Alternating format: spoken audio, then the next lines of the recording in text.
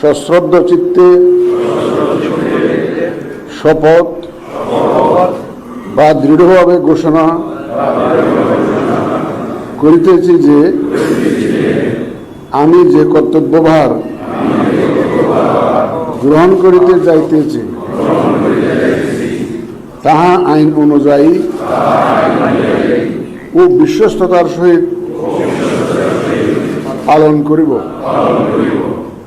আমি বাংলাদেশের প্রতি অকৃত্রিম বিশ্বাস ও আনুগত্য পোষণ করিব এবং সংসদ সদস্যরূপে আমার কর্তব্য পালনকে ব্যক্তিগত স্বার্থের দ্বারা প্রভাবিত হইতে দিব না। ধন্যবাদ আপনাদের সবাই।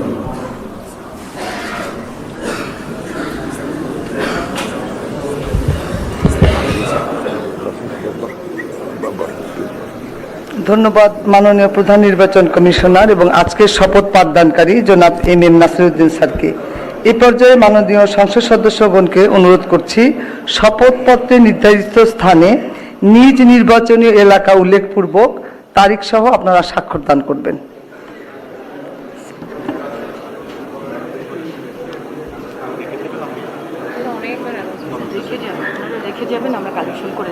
স্যার আমরা আপনার সিগনেচারে রেখে যাবেন, আমরা কালেকশন করে নিব স্যার।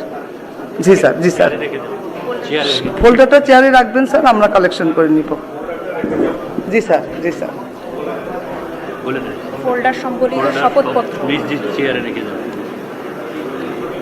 আর কিছু বলার দরকার নেই স্যার। আপনারা স্বাক্ষরের পর ফোল্ডার সহ কাগজগুলো স্যার রেখে যাবেন স্যার।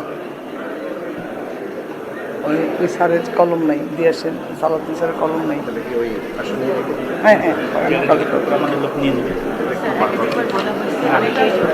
কিচ্ছু বলেন না, সবাই সব বুঝে। ওই যে ব্লুটা নিয়ে ঝামেলা হচ্ছে।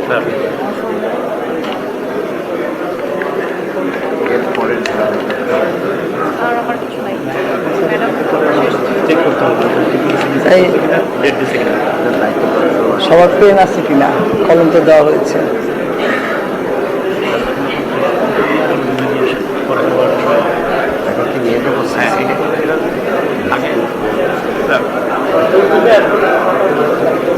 সই হোক, সবার সই হোক।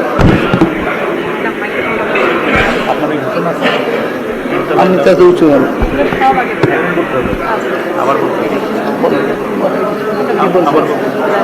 সবাই খাওয়ার পরে যে ম্যাডাম এখানেও আছে, দুটো ব্যবস্থা আছে যেখানে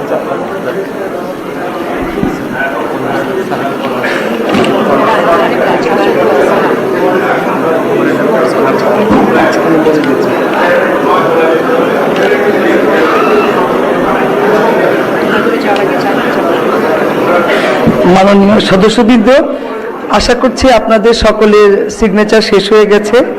শপথ পাঠ পরিচালনাকারী মাননীয় প্রধান নির্বাচন কমিশনার জনাব এম নাসিরউদ্দিন এর সদয়ানুমতিক্রমে শপথ অনুষ্ঠান এখানেই সমাপ্তি ঘোষণা করছি।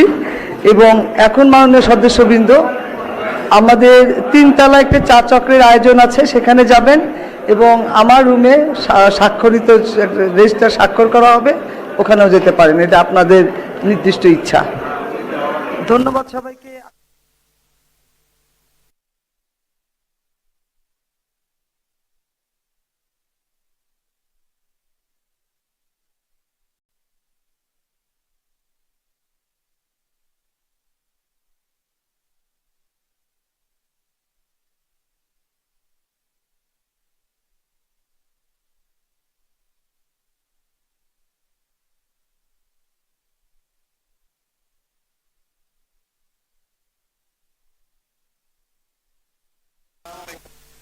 আমাদের